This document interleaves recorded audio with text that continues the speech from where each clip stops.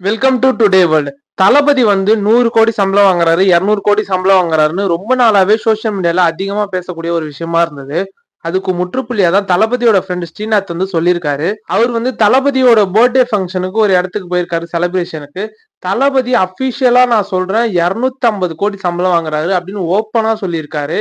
அவர் நிறைய வாங்குறாருன்னு எல்லாருக்குமே தெரியும். ஆனா அக்யூரேட்டா எவ்வளவு வாங்குறாருன்னு யாருக்குமே தெரியாது. பப்ளிக்கா சொல்றதுக்கு ஒரு தைரியம் வேணும். இவர் சொல்லியிருக்காரு. இந்தியாலே ஹையஸ்ட் பெய்டு ஆக்டர்னா தளபதி மட்டும் தான். இப்ப தமிழ் சினிமால ரஜினியும் தளபதியும் மட்டும் தான் இவ்வளவு அதிகமா சம்பளம் வாங்குறாங்க. அஜித்தும் 100 கோடி சம்பளம் வாங்குறாரு அப்படின்னு சொல்றாங்க. ஆனா அது எந்த அளவுக்கு உண்மை நம்மளுக்கு தெரியல. மத்த ஆக்டர்ஸ் எல்லாம் பாத்தீங்கன்னா இவங்களாம் இன்னும் 50 கூட தாண்டலங்க. அவங்க எல்லாம் இன்னும் கீழே தான் இருக்காங்க.